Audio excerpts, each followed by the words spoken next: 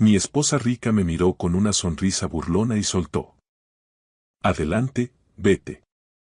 Te doy una semana. Dejé mis llaves sobre la encimera y salí sin decir una sola palabra. Por la mañana, su padre ya estaba gritando por teléfono. El banco acababa de llamar preguntando. ¿Qué has hecho? Ella pensaba que yo no era nadie sin el apellido de su familia. Mi nombre es Daniel Gómez Pereda Pereda. Tengo 44 años y esta es la historia de cómo aprendí que la mujer con la que me casé nunca supo realmente quién era yo. Conocí a Adriana de la Vega hace 15 años en una subasta benéfica. Ella tenía 25 años, era hermosa y posaba junto a como si realmente apreciara su técnica. Yo tenía 29, gestionaba una pequeña cartera de inversiones y era lo suficientemente estúpido como para pensar que la confianza en uno mismo equivalía a la competencia. Su padre, Teodoro de la Vega, era el dueño de una de las mayores firmas de inversión en Madrid. Cuando nos comprometimos, me dijo algo que nunca olvidaré. Hijo, necesito a alguien que entienda de números. Adriana tiene gusto, pero el gusto no construye imperios. Así que, yo lo construí. Durante 14 años, reestructuré toda la operación de Teodoro, creé fideicomisos, establecí mecanismos de protección y convertí una firma regional en una potencia nacional. Lo hice en silencio, como se hacen las cosas cuando te casas con dinero de cuna. Dejé que Adriana brillara en las colecciones de arte, que presidiera juntas en galerías y que se llevara el mérito por el trabajo filantrópico que yo financiaba y estructuraba. Me decía a mí mismo que no importaba quién recibiera los aplausos, pero siempre importa. Aquella noche estábamos en el ático con vistas al retiro. Adriana acababa de volver de una gala, caminaba descalza sobre el mármol con una copa de vino colgando como si fuera un accesorio. Yo estaba revisando documentos de un fideicomiso en la isla de la cocina. ¿Sigues jugando con hojas de cálculo?, dijo ella con tono aburrido. Estas hojas de cálculo pagan ese vino, respondí. Ella se rió. No conmigo, sino de mí. Daniel, cariño, todo aquí es mío. El vino, las vistas, el aire que respiras. Mi padre construyó esto. Algo frío se instaló en mi pecho. Tu padre construyó el nombre, dije con cuidado. Yo construí la estructura que lo mantiene en pie. Adelante entonces, dijo ella, sonriendo con suficiencia. Vete. Te doy una semana sin mí. Volverás arrastrándote cuando te des cuenta de que no eres nada sin esta familia. La miré fijamente. Ella realmente lo creía. Creía que yo era decorativo, útil, pero reemplazable. Metí la mano en mi bolsillo y saqué mis llaves. Las del ático, las del coche, las del ascensor privado. Las puse sobre la encimera de mármol una a una. ¿Qué estás haciendo?, preguntó Adriana. Dijiste que me fuera, dije en voz baja. Así que me voy. Agarré mi abrigo y caminé hacia la puerta. Bien, vete, gritó detrás de mí. De todos modos, el conserje cambiará las cerraduras por la mañana. No respondí. La puerta se cerró con un clic suave. Desde el piso 12 porque necesitaba tiempo para pensar. Al llegar al vestíbulo, saqué mi teléfono. Envié 3 mensajes a 3 abogados. Una sola palabra. Ejecutar. Me subí a un coche que había comprado meses atrás bajo una sociedad limitada que ella no sabía que existía. No fui a un hotel. Fui a mi despacho, el privado, donde había pasado 2 años preparándome para esto.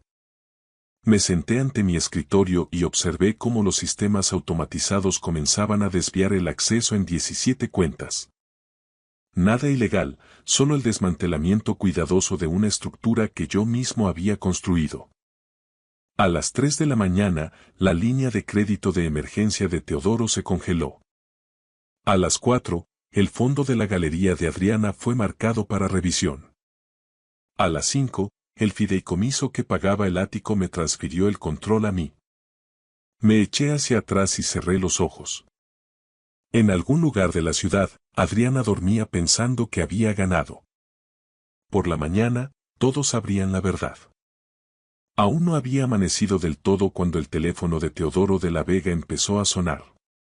Lo sabía porque programé las alertas para que cayeran en cascada en un orden específico. Era hora de maximizar la confusión.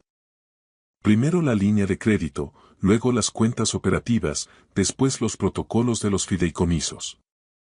Cada uno diseñado para enviar notificaciones automáticas a diferentes departamentos, diferentes personas, diferentes puntos de pánico.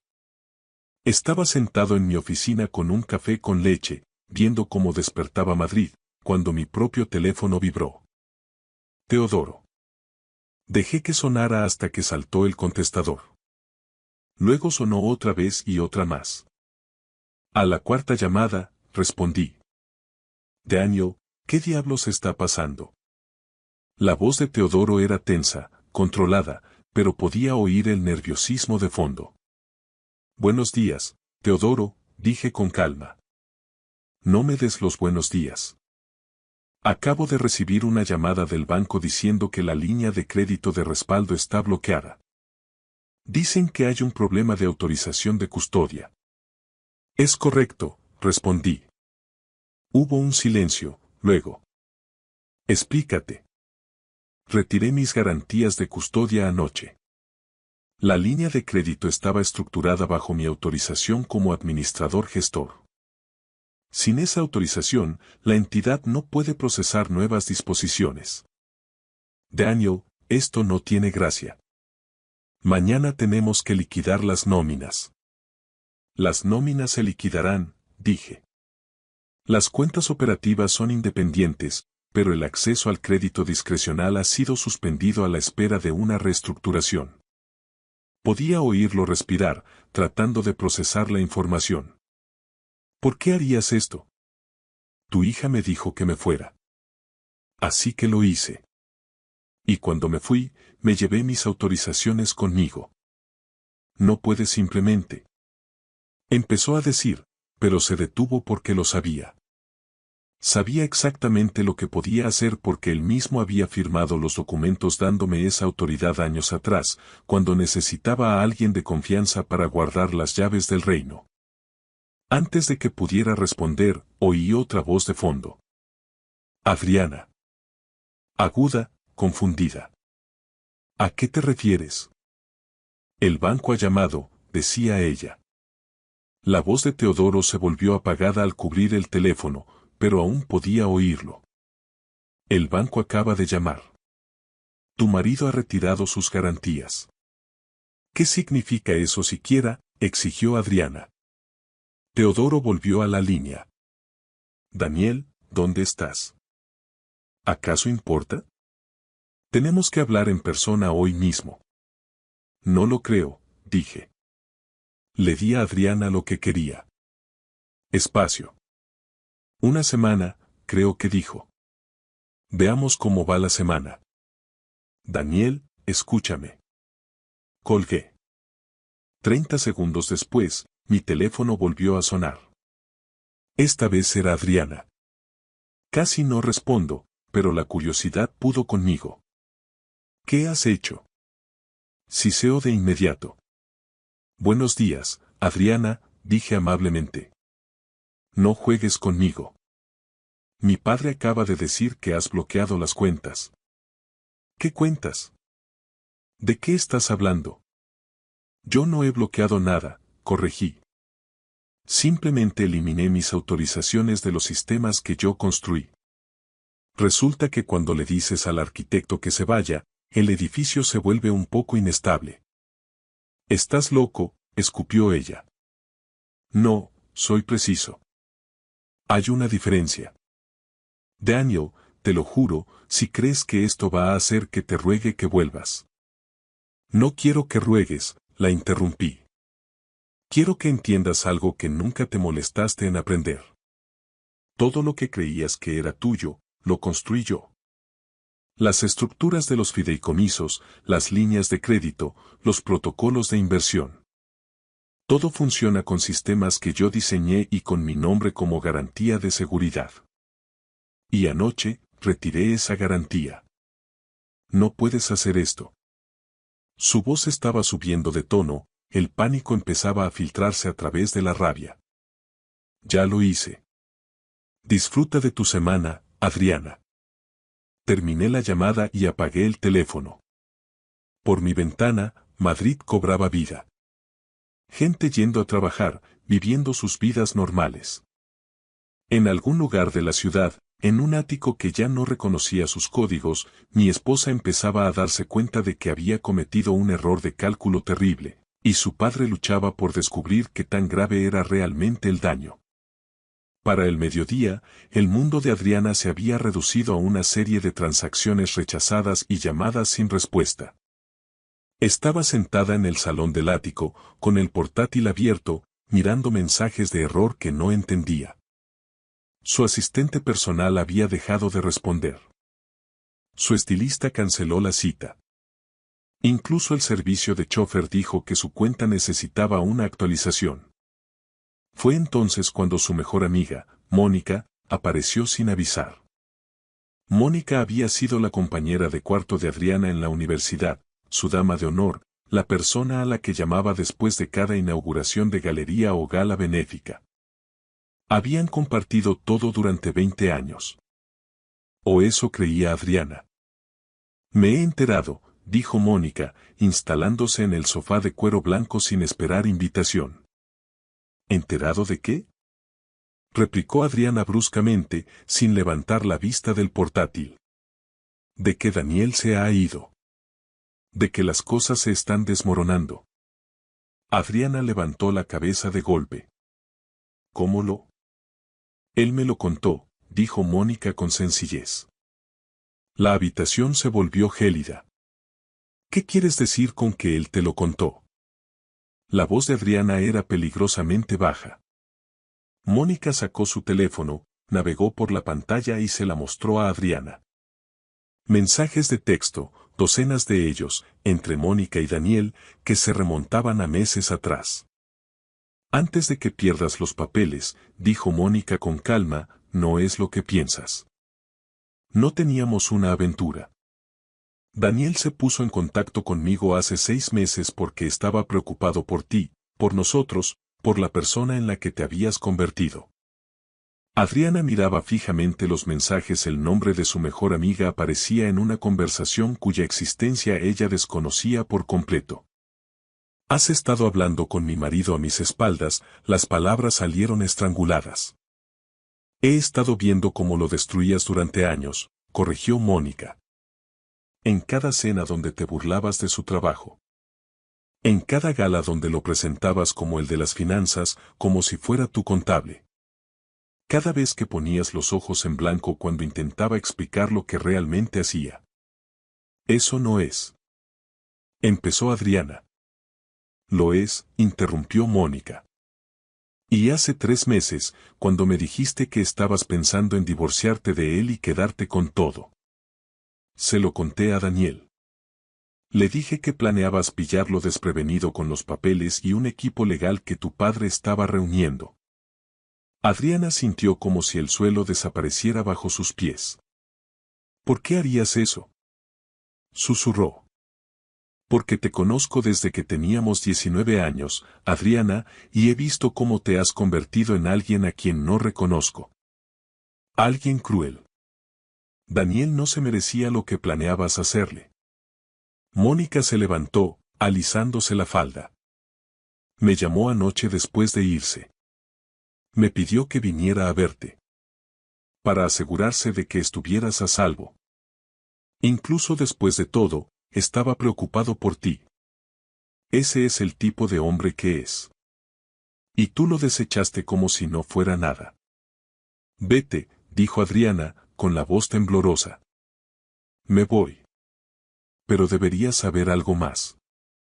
Cuando busques apoyo, cuando empieces a llamar a todos esos amigos que crees tener, ¿cuántos le respetaban a él más de lo que jamás te han aguantado a ti? Mónica caminó hacia la puerta y se detuvo. Él lo construyó todo, Adriana. Y todos lo sabíamos. Tú fuiste la única que se negó a verlo. La puerta se cerró silenciosamente tras ella. Adriana se quedó sola en el ático, rodeada de arte que ella había seleccionado y muebles que ella había elegido, en una vivienda con unas vistas que siempre había considerado suyas. Por primera vez, se preguntó cuánta gente había estado observando su matrimonio desde fuera, viendo cosas que ella había sido demasiado arrogante para notar. Su teléfono vibró. Un mensaje de su padre.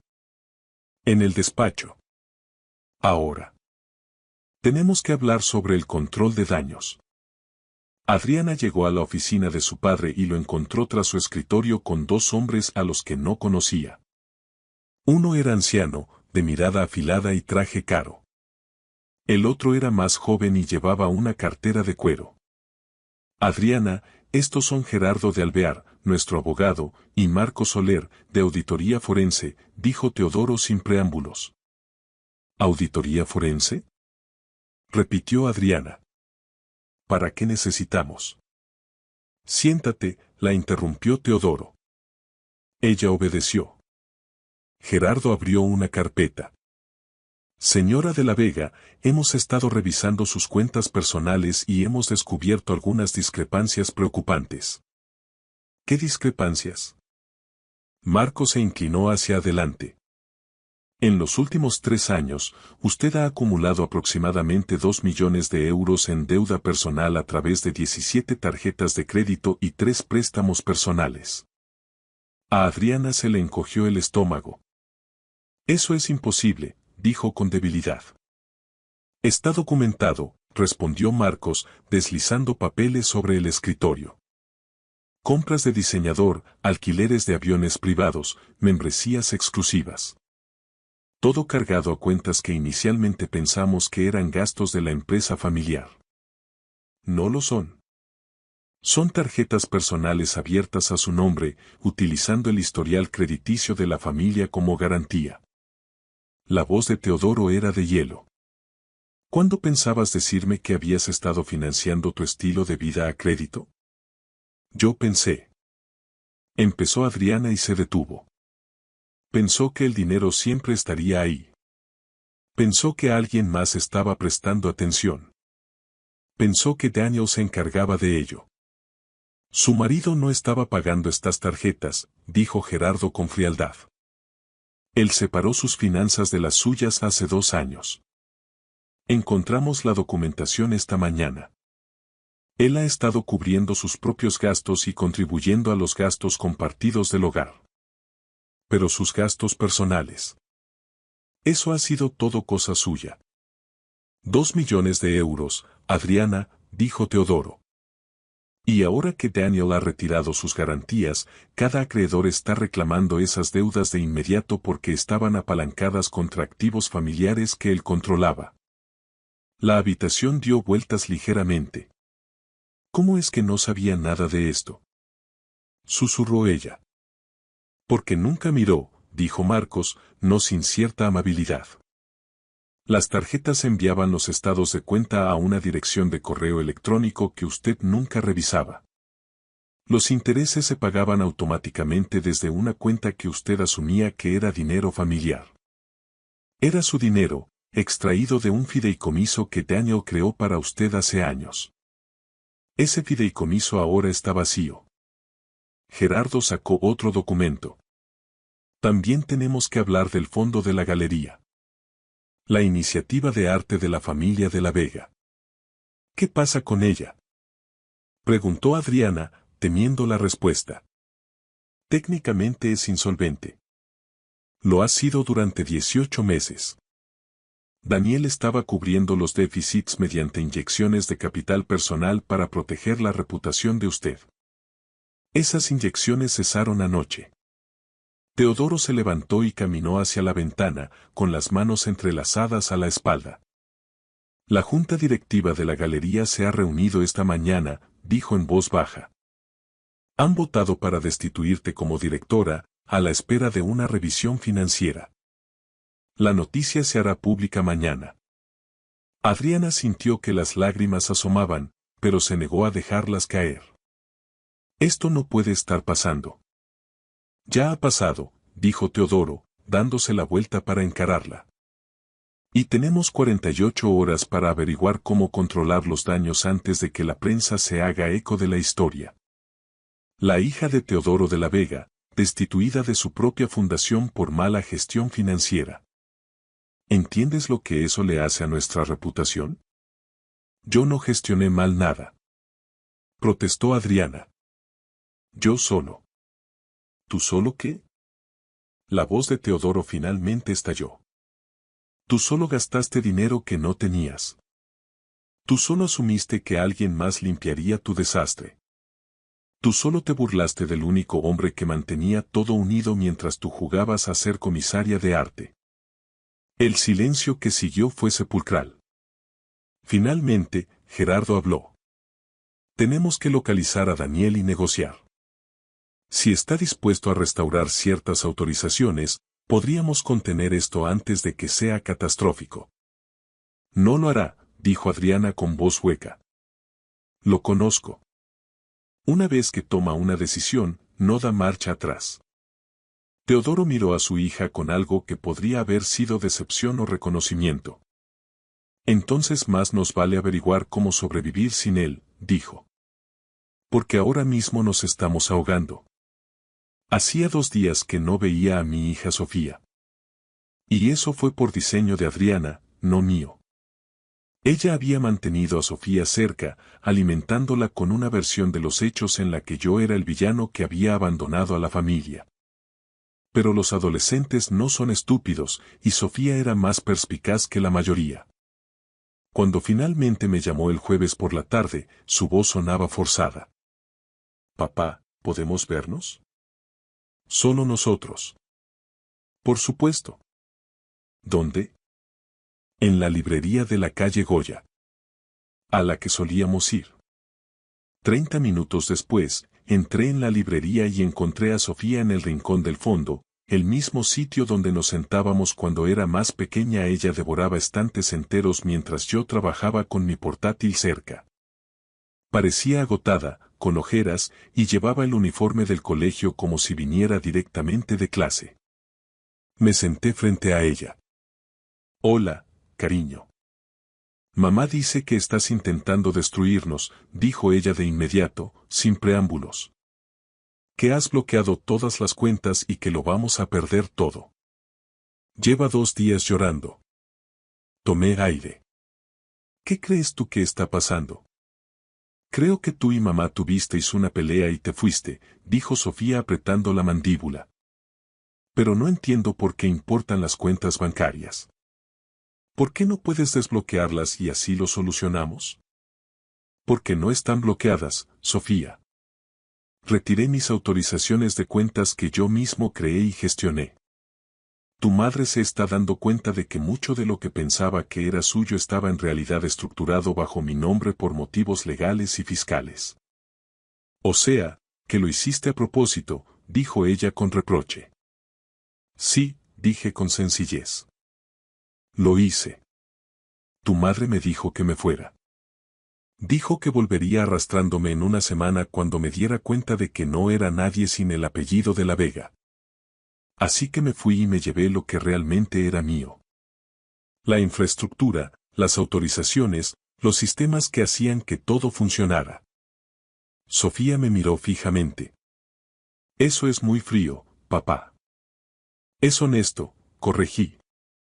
Sofía, tengo que decirte algo y va a ser difícil de oír. Tu madre planeaba divorciarse de mí hace 6 meses. Estaba trabajando con abogados para estructurarlo de modo que yo me fuera sin nada, alegando que yo no había aportado nada al patrimonio familiar. Sus ojos se agrandaron. ¿Qué? Me lo dijo Mónica, la mejor amiga de tu madre. Vino a mí porque sabía que lo que tu madre planeaba no estaba bien. Al principio no quise creerlo, pero empecé a prestar atención, a documentar cosas. Y hace 3 meses, encontré los correos entre tu madre y el bufete de abogados. Sofía parecía a punto de llorar, pero luchaba por contenerse. ¿Por qué no me lo dijiste? Porque tienes 17 años y no deberías tener que elegir bando en el matrimonio de tus padres. Pero ahora que es público, ahora que tu madre me pinta como un villano, mereces saber la verdad. ¿Lo sabe el abuelo Teodoro? Sospechaba algo. Le dijo a tu madre que era una mala idea, pero ella no escuchó. Sofía se quedó callada un largo rato, procesando. Luego preguntó. ¿Y qué pasa con Carlos? Se me encogió el pecho. Carlos es mi hijo de 23 años, de una relación anterior a conocer a Adriana. Siempre he sido honesto sobre él desde el principio, pero Adriana nunca lo aceptó, nunca permitió que entrara en nuestra casa ni lo reconoció como parte de nuestra familia. ¿Qué pasa con él? Pregunté con cautela. Mamá dijo. Seguro que está con él ahora. Ha elegido a su otra familia por encima de nosotros. ¿Es verdad? Sentí que la rabia subía, pero mantuve la voz nivelada. Carlos es mi hijo, Sofía. Es tu medio hermano. Siempre he querido que tuvierais una relación, pero tu madre no lo permitió. Me dejó claro que, si quería ser parte de tu vida, Carlos no podía ser parte de la mía. Así que lo veía por separado, en silencio, porque me negaba a abandonar a ninguno de mis hijos. Las lágrimas finalmente rodaron por las mejillas de Sofía. Tengo un hermano y nunca me lo dijiste. Intenté decírtelo, cariño, muchas veces, pero tu madre lo cortaba en seco y yo no quería ponerte en medio de una pelea. Me equivoqué. Debería haber luchado más para que os conocierais. Quiero conocerlo, dijo Sofía de repente. Quiero conocer a Carlos. ¿Estás segura? Sí. Si es mi hermano, debería conocerlo. Y si mamá me ocultó eso, quizá me ha ocultado otras cosas también. Saqué mi teléfono y le escribí a Carlos. ¿Estás libre para cenar esta noche? Alguien quiere conocerte. Su respuesta fue inmediata. ¿Tu hermana? 3 puntos suspensivos. Luego. ¿En serio? En serio. En Restaurante Luis a las 7 de la tarde. Allí estaré. Miré a Sofía. Está emocionado por conocerte. Lleva 17 años esperando este momento. Ella se secó los ojos. ¿Cómo es él? Está en el máster, estudia ingeniería y juega al pádel. Tiene tu mismo sentido del humor. Te va a caer bien. Sofía sintió y luego hizo la pregunta que yo tanto temía. ¿Te vas a divorciar de mamá? Sí, dije. Lo siento, Sofía, pero sí. Esto no es algo que podamos arreglar por el dinero. Es porque tu madre nunca me vio como a un compañero. Me veía como a una herramienta, alguien útil que tener cerca, pero que no merecía respeto. Y ya no puedo vivir así. Sofía estiró el brazo por encima de la mesa y me tomó la mano. No creo que seas un villano, papá. Creo que estás cansado de ser invisible. Le apreté la mano con un nudo en la garganta. Gracias por escucharme. ¿Puedo preguntarte algo? Dijo ella. Lo que quieras. Cuando todo esto pase, cuando las cosas se calmen. ¿Seguiré teniendo a mis dos padres o vas a desaparecer? Cariño, no me voy a ninguna parte. Tu madre y yo hemos terminado, pero tú eres mi hija. Eso no cambia nunca. Ella asintió, visiblemente aliviada. Vale, entonces vamos a conocer a mi hermano. Teodoro convocó una reunión de emergencia de la junta directiva para el lunes por la mañana. Yo no estaba invitado, pero sabía lo que estaba pasando porque todavía tenía acceso a los sistemas de calendario de la empresa. Mis códigos de acceso no habían sido revocados porque yo mismo había construido la infraestructura de seguridad y me había dado una puerta trasera años atrás como medida de precaución. No para espiar, sino para proteger. A las 9 de la mañana, recibí un mensaje de un número que no conocía. Tienes que ver esto. Venía adjunto un enlace de audio en vivo desde la sala de juntas. Alguien dentro estaba transmitiendo la reunión para mí. Me puse los auriculares y escuché. La voz de Teodoro fue la primera en sonar, tensa. Caballeros, señoras, gracias por venir con tan poco aviso. Tenemos una situación que requiere una acción inmediata de la Junta. Sabemos lo de la situación, Teodoro, dijo Jaime Pardo, un miembro veterano de la Junta y antiguo socio de Teodoro. Tu yerno acaba de desmontar nuestra infraestructura operativa como si estuviera desactivando una bomba. La pregunta es: ¿qué vamos a hacer al respecto? Estamos negociando, respondió Teodoro. ¿Negociando qué? Exigió otra voz. Él tiene todas las cartas.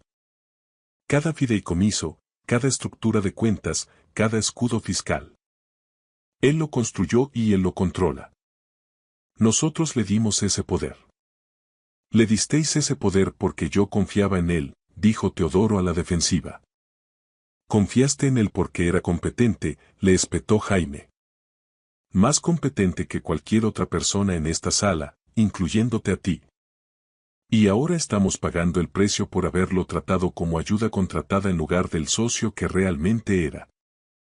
Un silencio se apoderó de la sala. Habló otra voz, esta vez perteneciente a Patricia Simó, la auditora financiera de la Junta. He revisado la estructura. Es brillante. Legalmente blindada. Cada autorización, cada protocolo de transferencia, cada sistema de seguridad. Todos requieren la aprobación personal de Daniel Gómez Pereda. No hay forma de anularlo. Lo diseñó así específicamente para evitar exactamente lo que Adriana intenta hacer ahora. Arrebatar el control a la persona que lo construyó. Entonces, lo que estás diciendo, dijo Teodoro lentamente, es que no tenemos ninguna ventaja. No exactamente, respondió Patricia. Tenemos una ventaja. Su reputación. Es un profesional. Si abordamos esto profesionalmente, ofreciéndole términos justos, podría estar dispuesto a negociar una transición. ¿Y si no lo está? Preguntó alguien. La voz de Patricia fue sombría. Entonces Inversiones de la Vega colapsará en 90 días, quizá antes. La sala estalló en voces superpuestas, el pánico y la rabia mezclándose. Escuché cómo se desesperaban esos hombres y mujeres que habían asistido a galas y subastas benéficas con Adriana, que me habían sonreído a través de las mesas de conferencias mientras me trataban como si fuera personal de apoyo. Entonces, la voz de Teodoro cortó el ruido. Hay otra opción. Apartamos a Adriana de cualquier rol operativo. Dejamos claro a Daniel que ella ya no tiene ninguna autoridad sobre las decisiones de los negocios familiares. Le ofrecemos el control operativo total, independiente del matrimonio. ¿Echarías a tu propia hija? Preguntó Jaime, sonando sorprendido. Mi hija acaba de costarnos 200 millones en activos congelados y amenaza con el colapso de una firma que fundó mi abuelo, dijo Teodoro con voz dura. Sí, la aparto si eso significa la supervivencia. Sentí algo inesperado. No satisfacción, sino tristeza. Teodoro finalmente veía lo que yo había visto durante años. Su hija era un lastre. Patricia volvió a hablar. Tenemos que votar. Todos a favor de ofrecer a Daniel Gómez Pereda el control operativo total como contratista independiente, separado de la autoridad familiar. Uno a uno, las voces dijeron, sí. Cuando terminó el recuento, fue unánime. Teodoro se aclaró la garganta. Entonces alguien tiene que contactar con Daniel. Hacer la oferta oficial. Yo lo haré, dijo Jaime. Él me escuchará. Siempre hemos tenido respeto mutuo. Deja claro, añadió Teodoro, que esto no es caridad. Es un reconocimiento. Deberíamos habérselo dado hace años. La reunión terminó. Me quedé sentado en mi oficina, con los auriculares puestos, mirando a la nada. Mi teléfono sonó. Jaime Pardo. Respondí. Hola, Jaime. Daniel, asumo que has estado escuchando. No tiene sentido mentir. Sí. Bien. Entonces ya sabes lo que ofrecemos. Control operativo total, puesto en la junta, participación en el capital y un paquete de compensación que refleje tu valor real. Tu matrimonio con Adriana pasa a ser irrelevante para tu puesto en la empresa. ¿Qué pasa con Adriana? Pregunté. Se la retira de todos los puestos de toma de decisiones. Mantendrá su fideicomiso, sus acciones, pero ninguna autoridad operativa. La junta ha sido unánime. Deja que eso cale. Su propio padre ha estado de acuerdo. Es más, él lo ha propuesto. Daniel, Teodoro sabe que cometió un error. Eligió la lealtad de la sangre por encima de la lealtad de la competencia y casi lo destruye todo. No va a cometer ese error 2 veces. Me lo pensaré, dije. No lo pienses mucho. Tenemos 72 horas antes de que las agencias de calificación empiecen a bajarnos la nota. Colgó. Me quedé allí sosteniendo el teléfono, sintiendo el peso de una decisión que definiría todo de ahora en adelante. 3 días después de la reunión de la junta, recibí un paquete en mi oficina.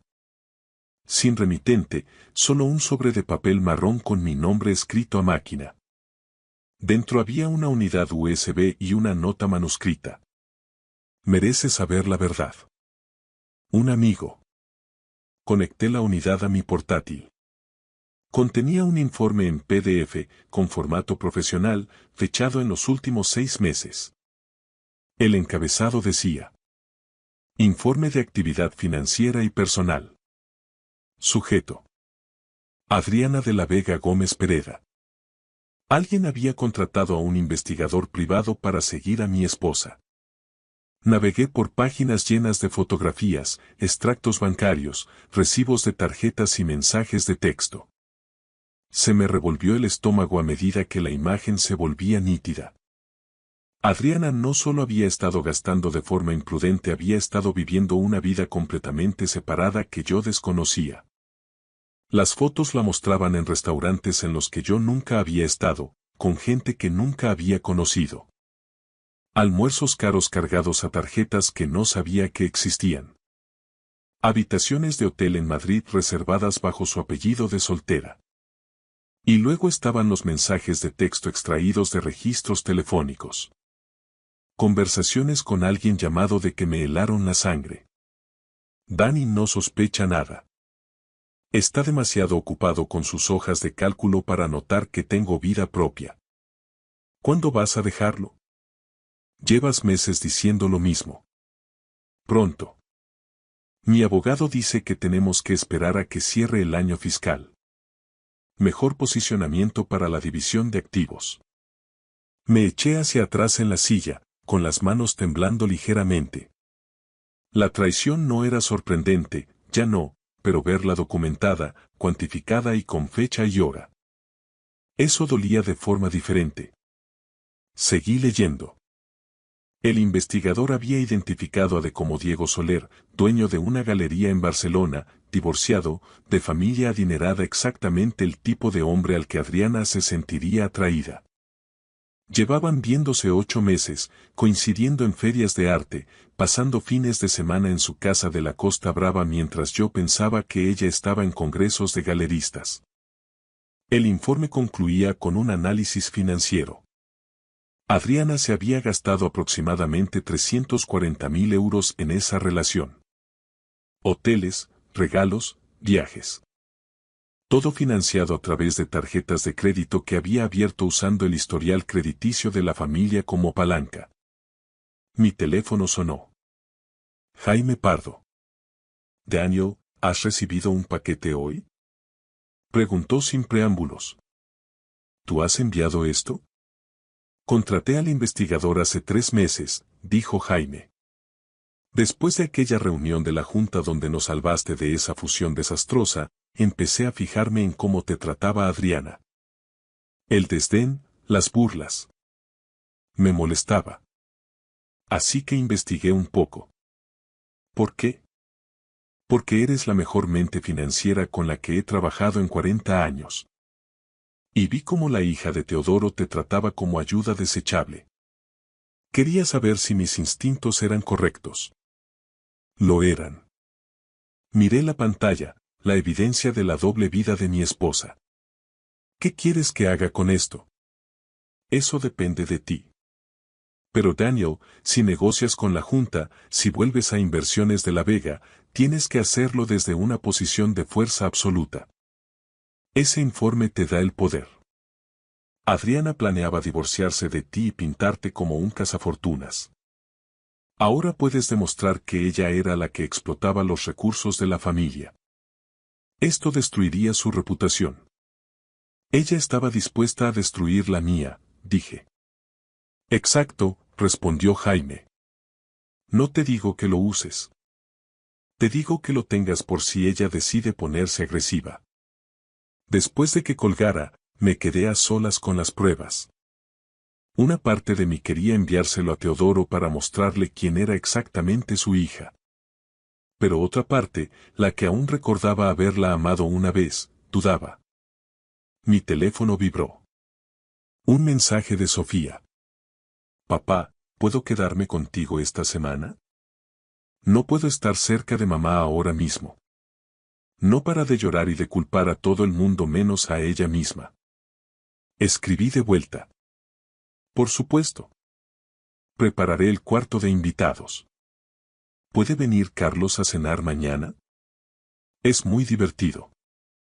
Me gusta tener un hermano, respondió ella. Sonreí a pesar de todo. Absolutamente. Le encantará oír eso. Volví a mirar el informe en mi pantalla y luego cerré el portátil. Hiciera lo que hiciera Adriana, planeara lo que planeara, ahora tenía a mi hija. Tenía a mi hijo. Tenía el respeto de la Junta y un futuro que no dependía del apellido de su familia. La verdad estaba documentada, guardada, lista por si la necesitaba. Pero ahora mismo, tenía una habitación de invitados que preparar para mi hija. Adriana se presentó en mi oficina sin avisar el jueves por la tarde.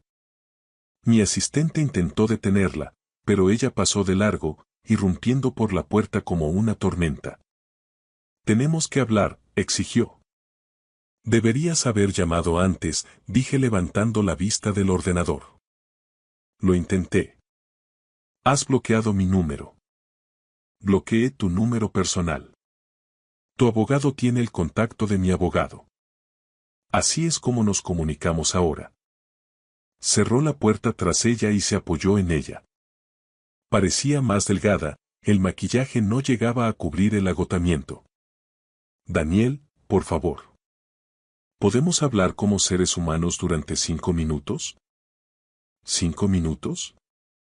Señalé la silla frente a mi escritorio. Se sentó, aferrando su bolso como si fuera un salvavidas. Sé que estás enfadado.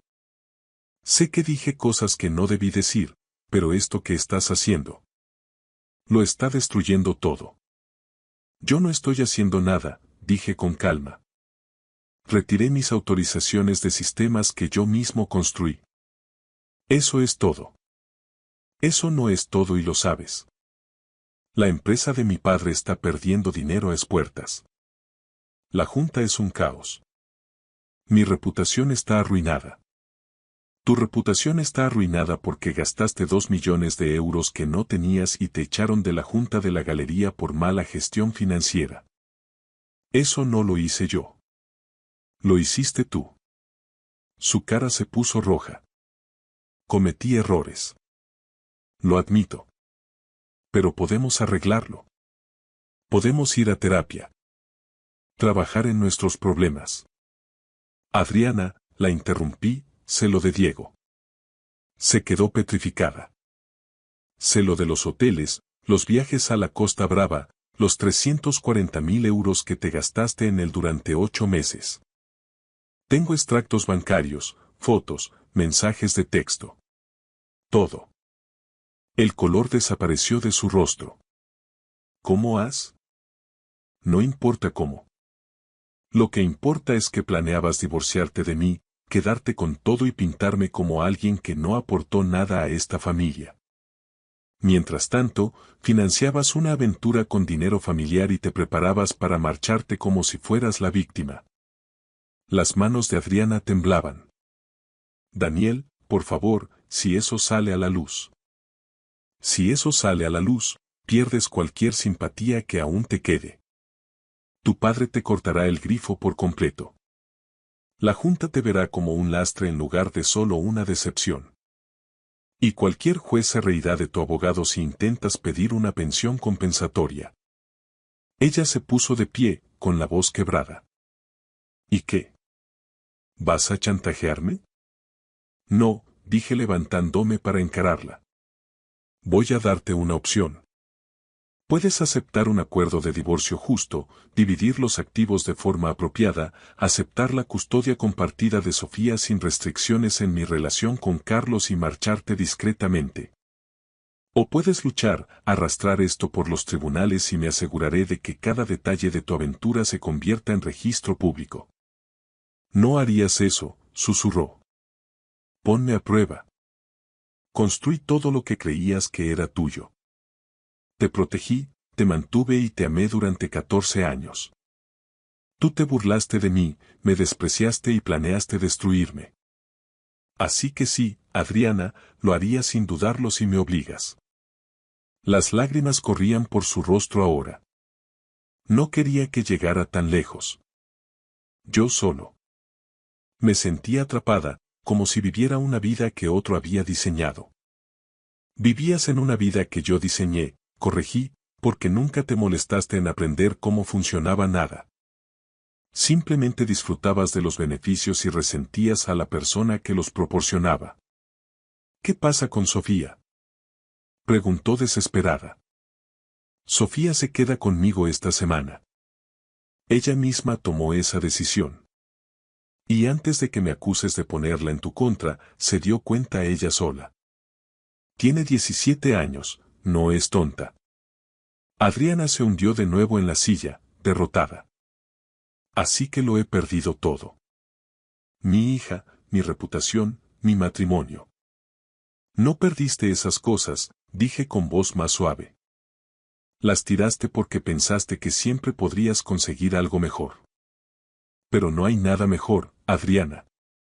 Solo hay cosas diferentes y, por lo general, peores. Se secó los ojos, emborronando el rímel. ¿Qué pasa ahora?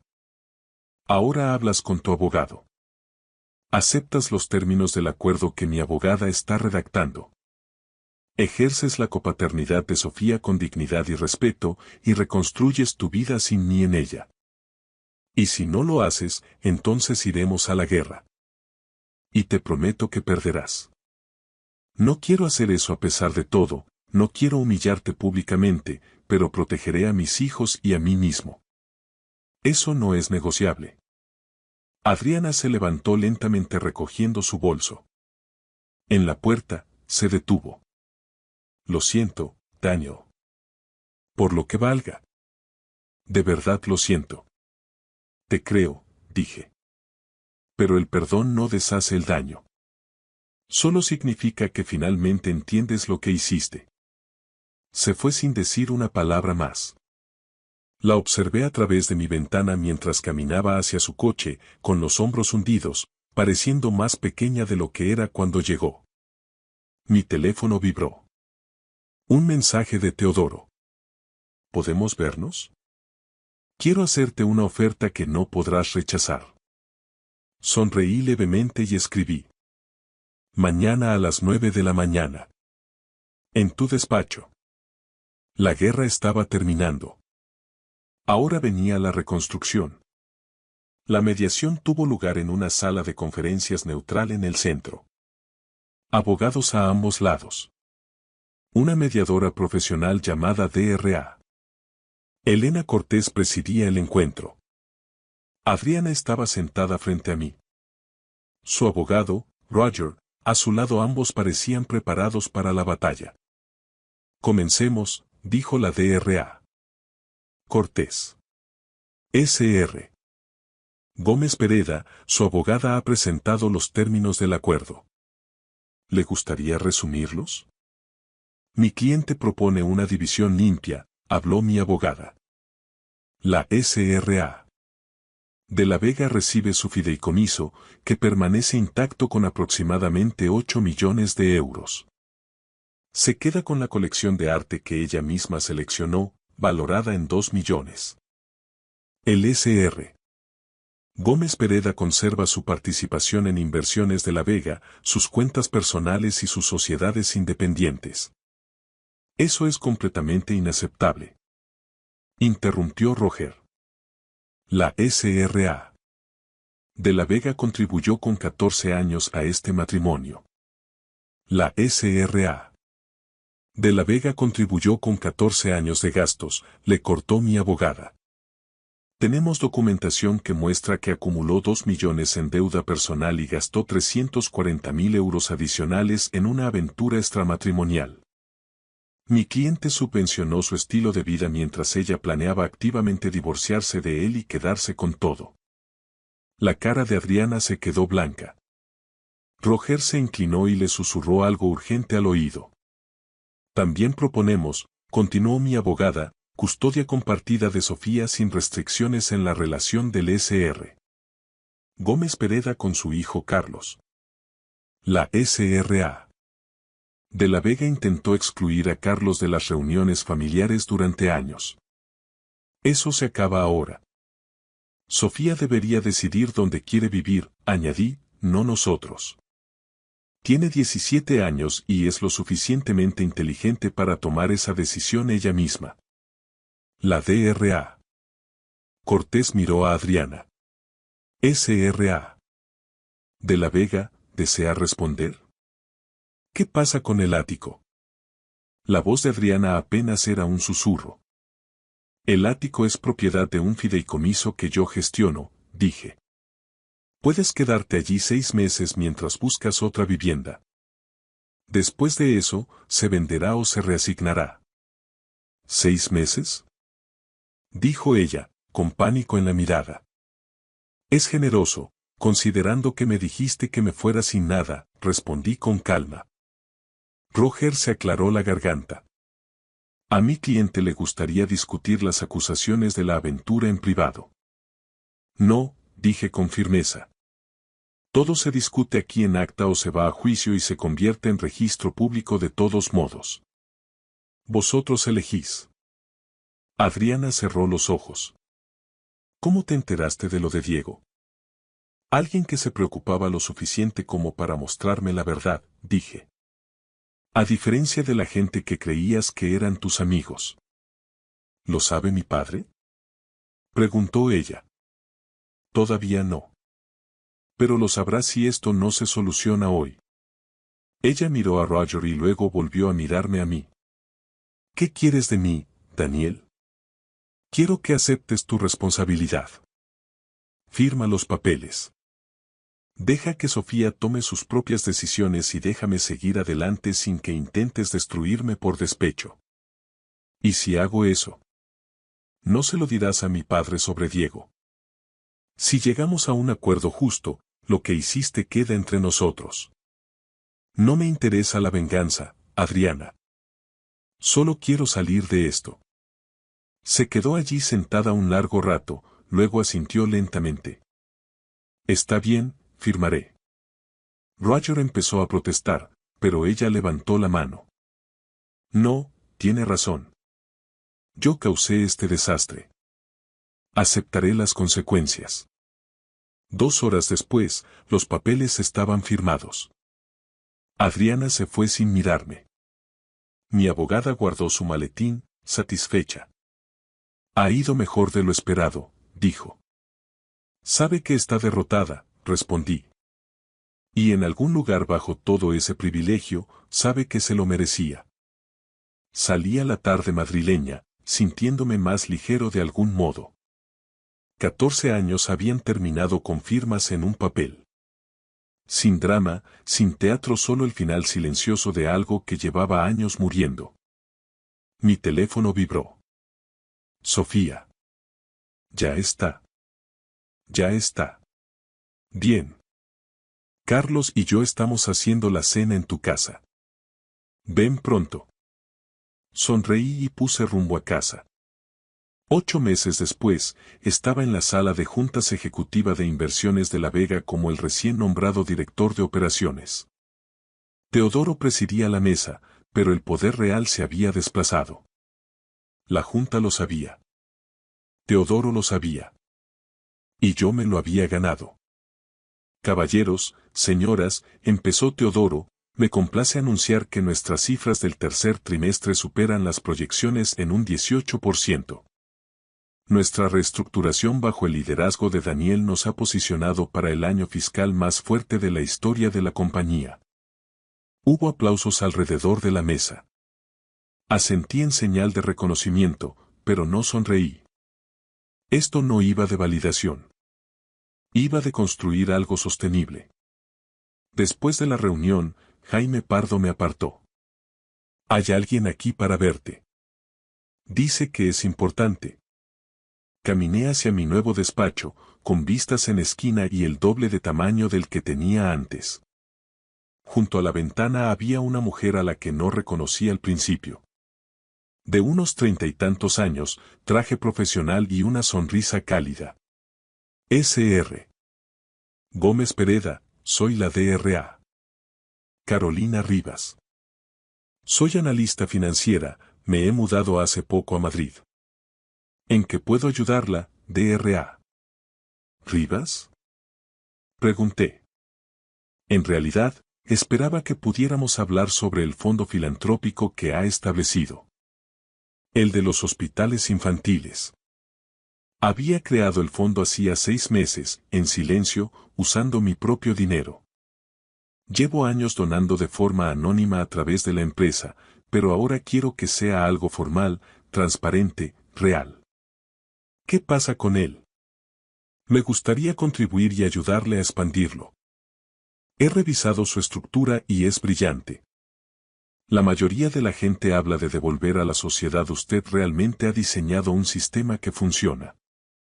Hablamos durante 1 hora. Era aguda, divertida, sin pretensiones. Cuando se fue, me dio su tarjeta. Si alguna vez quiere tomar un café y hablar de algo que no sea dinero, me gustaría mucho. Miré la tarjeta y luego a ella. A mí también me gustaría. Esa noche, cené con Sofía y Carlos en mi piso, el que había comprado a mi nombre, decorado de forma sencilla. Sin mármoles ni pretensiones, solo un espacio que sentía como mío.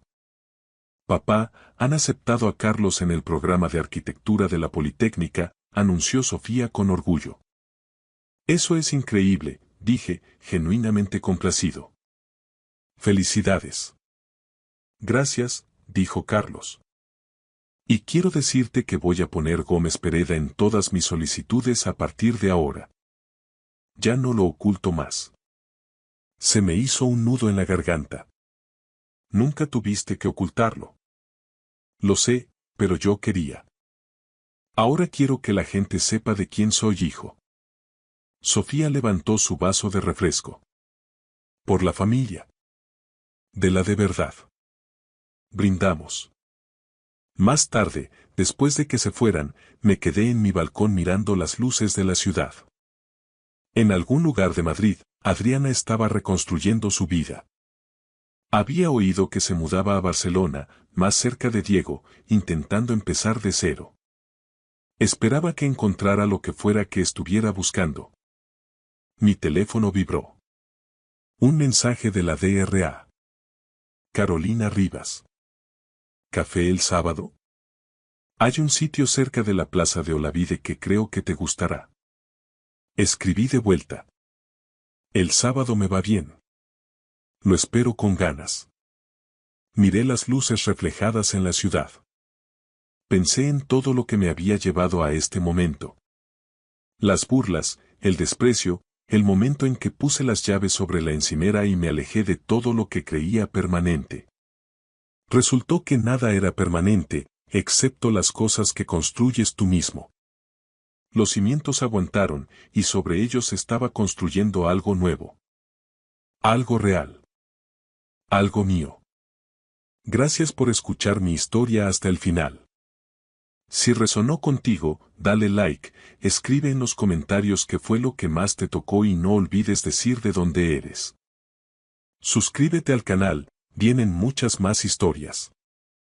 Fue mi propio hijo quien me tendió una trampa y me envió a prisión por un delito que jamás cometí.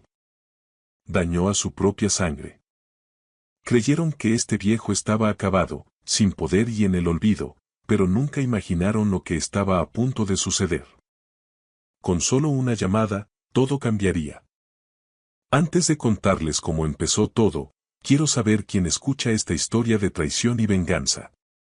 Las paredes de la celda estaban húmedas, oliendo a hormigón viejo, sudor seco y esperanza podrida. Sin embargo, para mí, Mateo de la Vega, esas paredes se habían convertido en un calendario. Con la punta de mi uña, áspera y astillada, tracé otra pequeña línea vertical cerca de la pata de mi catre de hierro. 729. Mañana sería el día 730. Mañana saldría del centro penitenciario de Madrid P. en Aranjuez. Inhalé profundamente, llenando mis pulmones con el aire estancado de la meseta que sabía a óxido y arrepentimiento. El calor veraniego convertía la celda en un horno, incluso de noche. Me senté con las piernas cruzadas en el fino colchón que había sido mi cama durante 2 años. Antes de esto, dormía en una cama king size en mi palacete de La Moraleja. Antes de esto, yo era Mateo de la Vega, fundador de Sistemas de la Vega, valorada en 65 millones de euros. Ahora, solo era el interno a 47239. Los recuerdos llegaron como una inundación. La Audiencia Nacional, la mirada gélida del juez. Y allí, en el estrado de los testigos, mi propio hijo, Adrián de la Vega, con un traje de Armani perfectamente planchado y una tristeza manufacturada en su rostro. Amaba a mi padre, señoría, su voz había temblado. Pero no puedo justificar sus actos. Empujó a Elena por las escaleras. Estaba embarazada. Mató a mi hijo nonato. Luego vino Elena, la mujer de Adrián, sentada en una silla de ruedas, sujetándose el vientre liso. Lágrimas de cocodrilo rodaban por sus mejillas. El señor de la Vega me gritó, sollozó. Luego me empujó. Sentí como mi bebé moría. Mentiras. Cada palabra era una mentira. Había ido a la oficina de Adrián aquel día para confrontarlo por una malversación de fondos. 1,5 millones de euros desaparecidos de las cuentas de la empresa. Pero nunca toqué a Elena. Ella misma se había tirado por las escaleras. La cámara de seguridad había sufrido un fallo técnico misterioso durante esos minutos cruciales, dejando solo las imágenes de mí en la parte superior con el rostro lleno de furia. Cuando el mazo golpeó la mesa y escuché la sentencia de 2 años, mi mundo se derrumbó. Vi a Adrián abrazar a Elena y, en ese momento, capté una mirada. No era culpa, sino un cálculo frío. La mirada de alguien que acababa de eliminar el único obstáculo para su herencia. Intenté luchar, pero Adrián se movió rápido. Presentó una petición de urgencia para congelar mis cuentas, alegando que yo era mentalmente inestable. Sin acceso a mi dinero, no pude contratar a los abogados de la calle Serrano que podrían haberme salvado. Me quedé con un abogado de oficio desbordado de trabajo que apenas miró mi caso antes de aconsejarme que me declarara culpable. Me negué. Fui a juicio y perdí. Mateo, ¿estás soñando despierto otra vez? Una voz ronca me interrumpió. Era Paco Beltrán, mi compañero de celda. Un hombre de unos 60 años cumpliendo condena por estafa fiscal. Mi único compañero en este infierno. Solo contando los días, Paco, respondí en voz baja. Mañana sales libre, dijo Paco, doblando su uniforme. Si yo fuera tú, estaría dando gracias a la Virgen. Pero estás demasiado tranquilo, Mateo. Como quien va a por el pan, no como quien sale del hoyo. Esbocé una leve sonrisa que no llegó a mis ojos. Porque el verdadero infierno no está aquí, Paco, susurré. El verdadero infierno está ahí fuera, esperándome. Paco arqueó una ceja, pero no dijo nada. Me puse de pie y caminé hacia el espejo agrietado sobre el lavabo. El hombre que me devolvía la mirada era diferente. El pelo con vetas grises, el rostro endurecido, los ojos más oscuros. Había perdido 10 kilos, no por la mala comida, sino por la rabia que ardía en mi interior como un horno. Pensé en Isabel, mi esposa durante 30 años, fallecida hace 3, antes de que pudiera ver en qué se había convertido nuestro hijo. Adrián, Elena, pronuncié los nombres como maldiciones. Mañana estarían esperando fuera con periodistas, escenificando una reconciliación, interpretando sus papeles. Pero yo había aprendido a ser paciente en esta celda. La paciencia era un arma, y la venganza era un plato que se servía frío. Yo había mantenido el mío en el congelador durante 2 años. La puerta de la celda se abriría en pocas horas, y cuando lo hiciera, el infierno saldría conmigo. Horas de visitas. El sonido de zapatos caros resonó por el pasillo. Adrián venía de nuevo. Visita para De la Vega, dijo el oficial Martínez. Su hijo dice que es urgente. Cerré mi libro. El último intento desesperado. Por supuesto. La sala de visitas estaba dividida por un cristal. Al otro lado vi a Adrián en su traje de 3.000 euros, con aspecto cansado. Bien. A su lado se sentaba Elena, luciendo más delgada. Mejor aún. Adrián agarró el teléfono. Esperé antes de levantar el mío. Papá, por favor, la voz de Adrián se quebró. Solo firma la transferencia del fondo fiduciario. 2 millones. La empresa lo necesita. La auditoría empieza mañana. Hola para ti también, hijo, lo corté fríamente. Elena se acercó, las lágrimas ya formándose. Padre, nos hemos encargado de todo mientras no estaba. Mantuvimos sistemas de la Vega a flote. Es lo menos que podría hacer. ¿Lo menos que podría hacer? Mi risa fue amarga. ¿Sentarme en esta jaula por un crimen que no cometí mientras vivís en mi casa?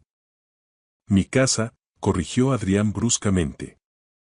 Ahora soy el consejero delegado. Esos activos son tanto míos como suyos. Nada es tuyo, Adrián. No hasta que yo esté muerto. Un movimiento detrás de Adrián captó mi atención. Una figura en la puerta. Claudia de la Vega, mi hija de 27 años, con un traje negro de corte impecable y el pelo rígidamente recogido. Su rostro se mantenía neutral mientras daba un paso al frente. Claudia, díselo tú, Adrián miró hacia atrás. Dile a papá lo difícil que ha sido esto. Claudia se encontró con mis ojos a través del cristal. Esos ojos. Los ojos de Isabel, que una vez habían sido cálidos. Ahora eran planos, vacíos. Padre, la voz de Claudia era controlada, clínica. Deberías firmar. Es lo mejor. La empresa está sufriendo sin acceso al fondo. Deberías cooperar. Sentí que algo se rompía en mi interior. Incluso Claudia, mi hija, estaba del lado de Adrián. ¿Incluso tú, Claudia? Susurré. Claudia desvió la mirada, sin decir nada. Papá, escucha, Adrián se inclinó desesperadamente. El banco requiere verificación biométrica. Huella dactilar y reconocimiento facial. Por eso te necesitamos mañana en la sucursal. Solo una firma. 2 millones. ¿Por qué no falsificarla? Pregunté con frialdad. Adrián se puso rojo. Porque es un delito federal y el banco tiene sistemas de seguridad. Oh, ahora te preocupan los delitos, sonreí sin humor. Las lágrimas de Elena desaparecieron, reemplazadas por la ira. Viejo estúpido. Estás destruyendo todo por despecho. Cuidado, Elena, mi voz bajó hasta convertirse en hielo. No tengo nada que perder. ¿Y tú? Adrián golpeó la mesa. Mañana saldrás de aquí sin nada, viejo. Sin dinero, sin familia, sin poder. Nosotros lo controlamos todo ahora. Me incliné hacia adelante, con los ojos clavados en mi hijo. Ya lo veremos, Adrián, dije suavemente. Mañana te enseñaré lo que significa realmente no tener nada. Me levanté y colgué el teléfono. A través del cristal, la boca de Adrián se movía, gritando. Elena señalaba, pero yo le di la espalda. Mientras caminaba hacia el oficial Martínez, oí la voz tranquila de Claudia a través del cristal. Adiós, padre. No nos vemos mañana. Adiós. Al darme la vuelta para marcharme, Claudia permanecía perfectamente quieta, con el rostro convertido en una máscara de fría indiferencia. Ni una sola grieta en su actuación. La luz del sol de la mañana se filtraba por las puertas de hierro de la cárcel de Aranjuez como oro líquido. Salí parpadeando ante la intensidad del brillo tras 730 días de penumbra fluorescente. El calor de septiembre me golpeó de inmediato. El aire denso y húmedo de Madrid que olía a libertad, a gasolina y a nuevos comienzos. Una multitud se había congregado fuera de las puertas.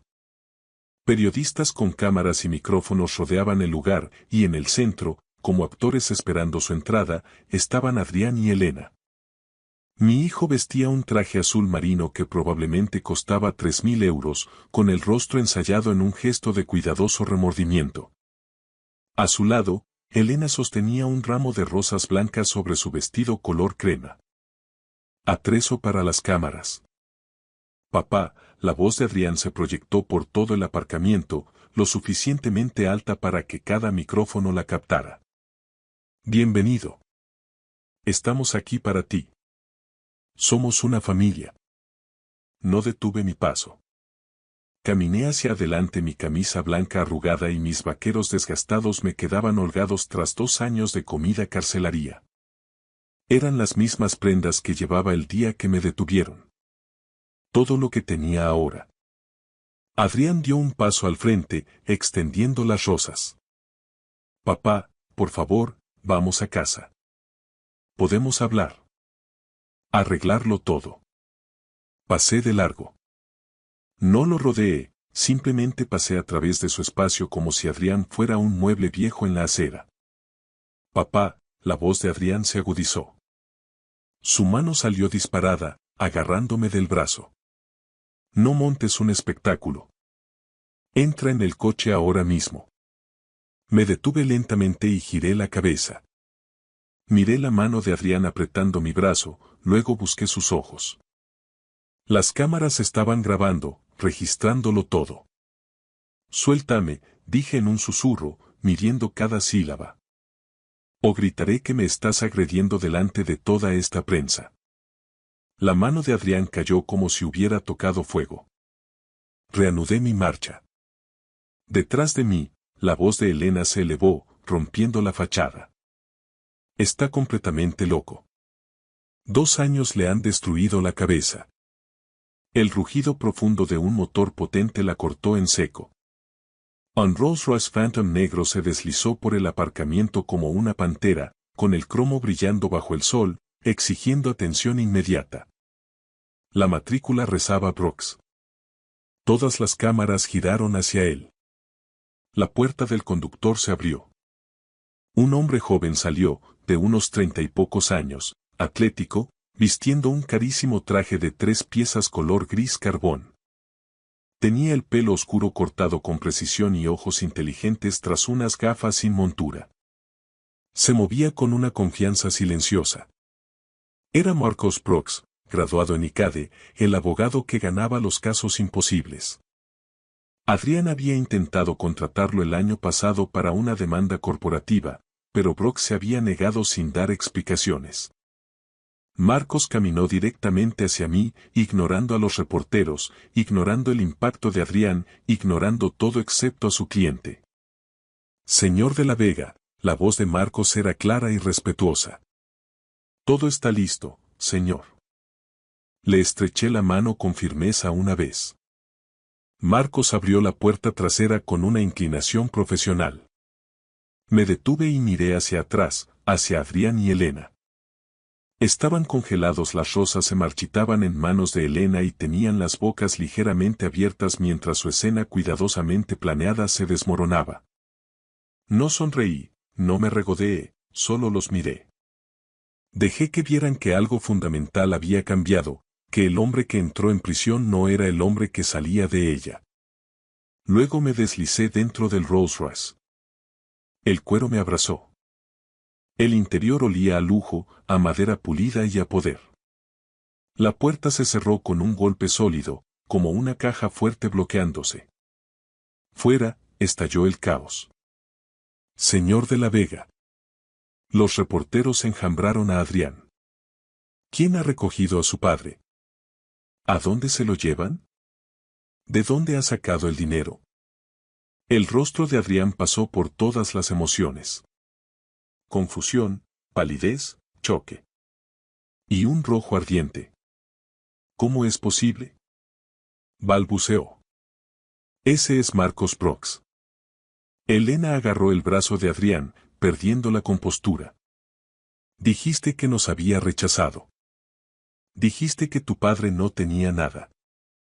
A través de los cristales tintados, vi cómo la comprensión nacía en el rostro de mi hijo. Había calculado mal.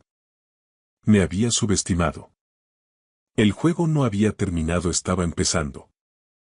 Marcos se sentó en el asiento del conductor y pulsó el botón de arranque. El motor ronroneó. ¿A dónde, señor?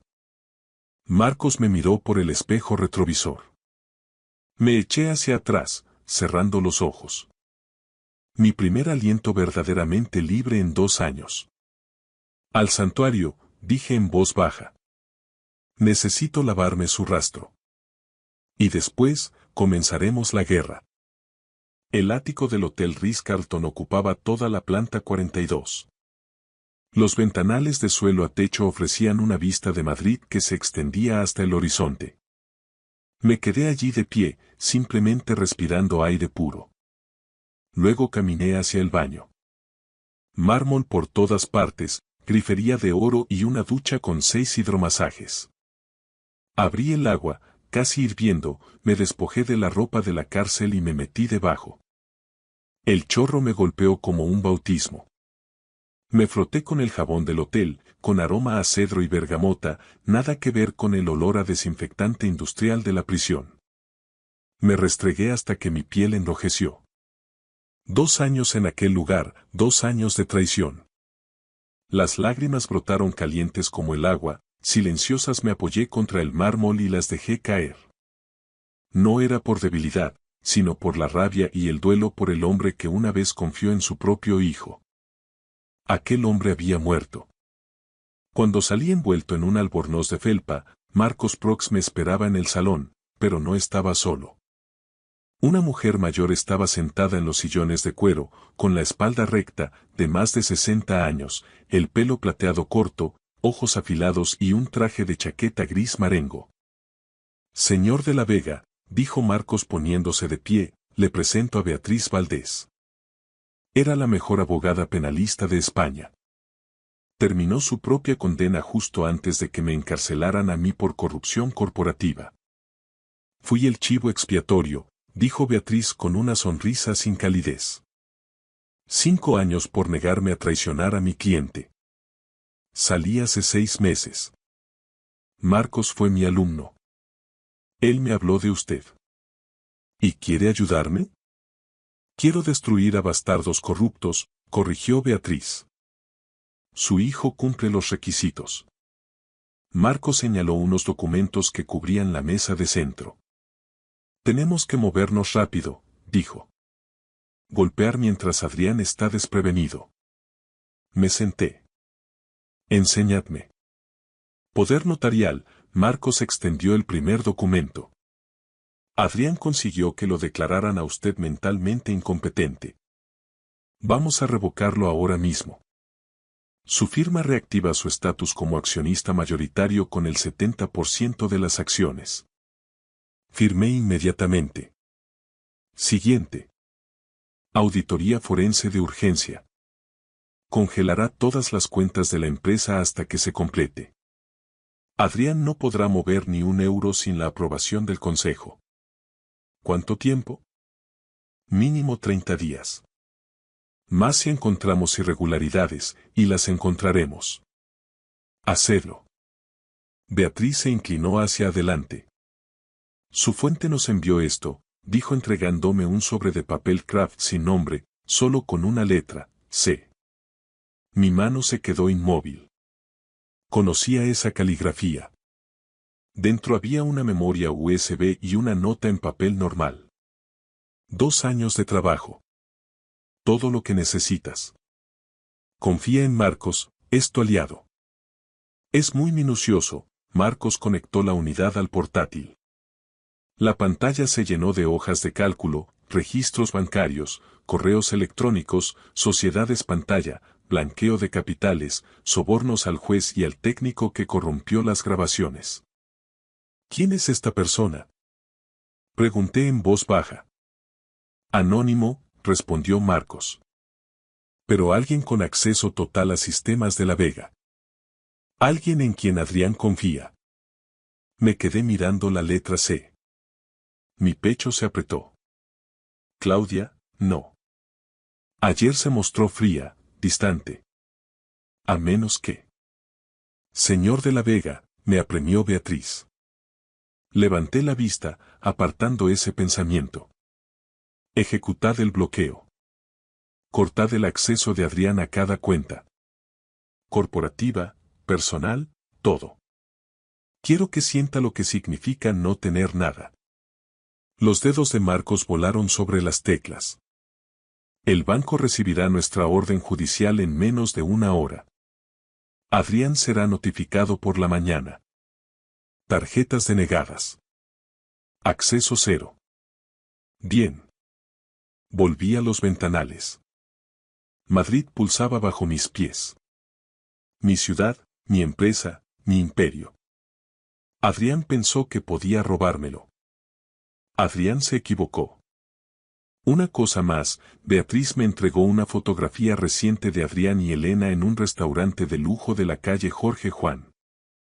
Estaban riendo, brindando con champán. En el reverso, la misma caligrafía. Que disfruten de su última cena. Sonreí con frialdad. ¿Cuándo lo hacemos público? Mañana, dijo Marcos, rueda de prensa. Anunciará que recupera el control. A los medios les encantará. Un hombre injustamente encarcelado reclamando su imperio. Asentí. Démosles el espectáculo que esperan. Mientras tanto, al otro lado de la ciudad, el teléfono de Adrián sonó en su despacho de sistemas de La Vega. Identificador de llamadas. Banco Santander. Frunció el ceño y respondió. Señor de La Vega, soy Susana Jones, de Servicios de Cuentas. Estamos viendo irregularidades en sus cuentas corporativas. Venga a la sucursal inmediatamente. La sangre de Adrián se congeló. La noticia estaba a punto de destruirlo. El restaurante amazónico, en plena calle Jorge Juan, brillaba con la elegancia del viejo dinero madrileño. Lámparas de cristal, manteles de hilo y un ambiente selvático sofisticado donde la élite de la capital cerraba acuerdos ante filetes de 90 euros. Adrián de la Vega estaba sentado en la mesa central, visible para todos. Una declaración de poder. Elena lucía un diseño de Valentino color burdeos. Frente a ellos se sentaban Ricardo y Patricia Sterling, dueños de una constructora de infraestructuras y posibles inversores. Mi hijo necesitaba sus 15 millones de euros, prometiendo un retorno de inversión del 40% en 18 meses. Adrián gesticuló con su copa de vino. El sector inmobiliario en Madrid está en auge. Este es el momento. Ricardo asintió. Su padre construyó un imperio impresionante. ¿Cómo está él? Adrián corrigió con suavidad. Yo lo estoy expandiendo, llevando a Sistemas de la Vega a la era moderna. Respecto a su salida hoy. Bueno, han sido 2 años duros y le han pasado factura. Está bajo cuidado médico. Elena puso su mano sobre la de Adrián. Es desgarrador, pero somos una familia. El camarero apareció con la cuenta. 850 euros. Adrián sacó su tarjeta American Express Centurion y la entregó con indiferencia. Quédese con el cambio. El camarero la pasó por el datáfono. Beep. Denegada. Frunció el ceño y lo intentó de nuevo. Beep. Denegada. El estómago de Adrián dio un vuelco. La máquina debe de estar fallando. Inténtelo una vez más.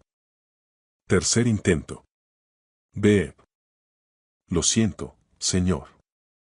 Dice. Contacte con su entidad. Patricia y Ricardo intercambiaron miradas. Un fallo del sistema bancario, seguramente, río Adrián demasiado alto. Elena, usa la tuya. Elena buscó torpemente su tarjeta vinculada a la misma cuenta. Beep. Denegada. Se hizo un silencio sepulcral. Llamaré a finanzas, dijo Adrián levantándose abruptamente, arrastrando la silla. Caminó hacia la entrada con el teléfono en la oreja. Gerardo Thompson, el director financiero. Gerardo, ¿por qué no funcionan las tarjetas? La voz de Gerardo sonó aterrorizada. Señor de la Vega, he estado intentando localizarle. Todas las cuentas de la compañía están bloqueadas. Orden de la CNMV a las 5 de la tarde. Auditoría forense de emergencia. El mundo de Adrián se tambaleó. ¿Qué? ¿Bajo qué autoridad? Bajo la de su padre. Mateo ha reactivado su estatus de accionista mayoritario. El consejo se ha puesto de su parte. Sigue siendo el fundador. Yo soy el consejero delegado. Su nombramiento se basó en un poder notarial que él ha revocado, dijo Gerardo con calma. Legalmente, nunca dejó de ser el presidente. La transferencia de 2 millones de esta mañana ha sido cancelada y marcada como sospechosa. Todo está bloqueado hasta que la auditoría termine. ¿Y Adrián? Enciende la tele. Adrián se giró hacia la pantalla plana del bar. La Sexta Noticias. Yo estaba en un podio con el logo de Sistemas de la Vega detrás. Me veía sano, fuerte y furioso. El rótulo decía: Mateo de la Vega anuncia su regreso y una reestructuración total. Yo, Mateo de la Vega, como legítimo propietario y presidente, anuncio una reestructuración completa de la directiva con efecto inmediato. Mi voz sonó clara. Mientras estuve encarcelado injustamente, ocurrieron irregularidades financieras masivas, desvío de fondos y proyectos mal gestionados. Se tomarán medidas legales contra todos los responsables. Mis ojos parecieron atravesar la cámara hasta clavar la mirada en Adrián. Esta empresa será saneada de arriba a abajo. La pantalla cortó a los reporteros. Adrián se quedó petrificado. Cada par de ojos en el restaurante estaba puesto en él. Ricardo le enseñaba algo a su mujer en el móvil. El camarero merodeaba con la cuenta impagada. Elena apareció siseando. Adrián, la gente está mirando. ¿Qué está pasando? Adrián no podía hablar. Vio su reflejo en los adornos de latón. El rostro de un hombre que acababa de darse cuenta de que no tenía nada. Su móvil vibró.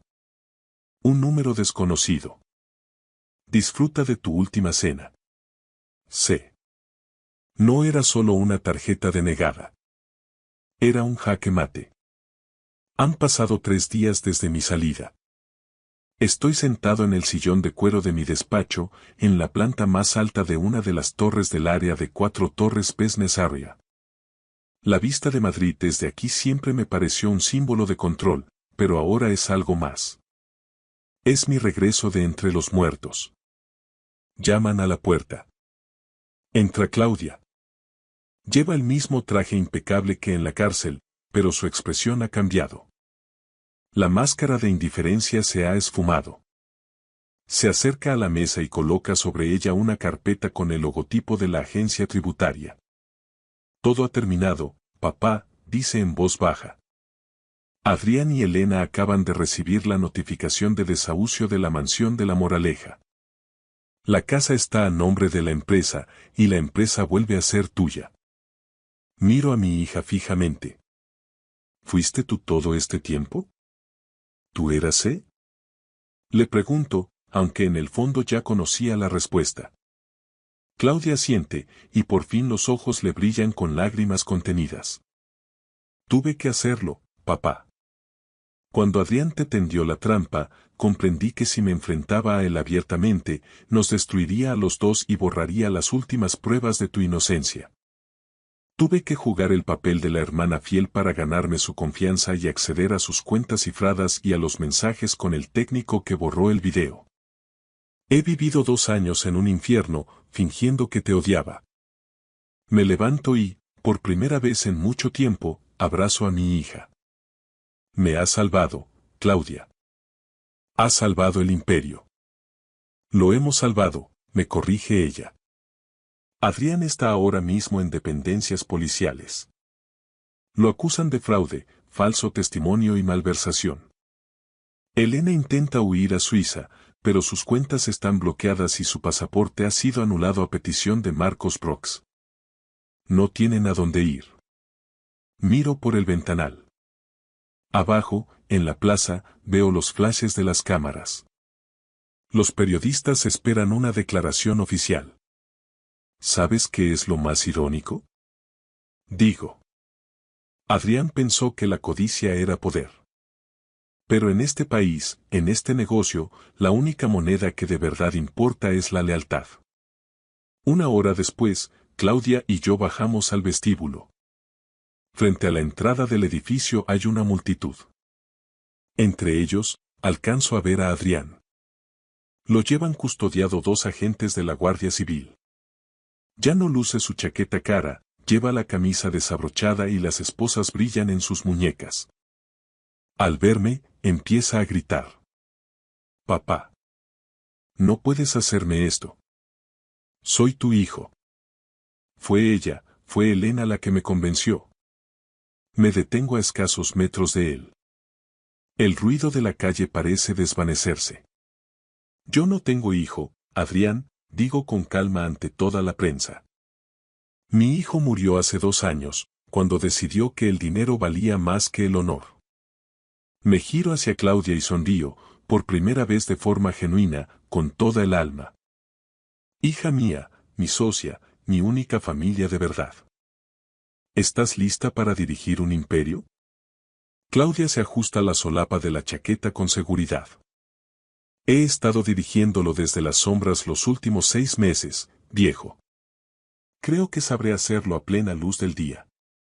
Suelto una carcajada. Es la primera vez que río de verdad en años. Nos subimos al Rolls Royce negro y, cuando el coche arranca, miro por última vez el espejo retrovisor. La figura de Adrián, rodeado de policías, se hace cada vez más pequeña hasta desaparecer. El pasado está enterrado. El futuro es nuestro. Esta es mi historia. Una historia real de traición, sacrificio y el precio de la lealtad. Soy Mateo de la Vega y comparto esto con vosotros porque quiero que aprendáis la lección que yo aprendí de la forma más dura. La familia no es solo la sangre. Es quien se queda a tu lado cuando el mundo se desmorona. No seáis como mi hijo. No dejéis que la codicia os cegue. Yo perdí a un hijo para siempre, pero gané una hija que demostró que el amor verdadero requiere sacrificio. Elegid bien a vuestra familia. Elegid el carácter por encima de la conveniencia. Elegid la lealtad por encima de la codicia. Gracias por escuchar mi historia hasta el final. Si resonó contigo, dale like, escribe en los comentarios qué fue lo que más te tocó y no olvides decir de dónde eres. Suscríbete al canal, vienen muchas más historias.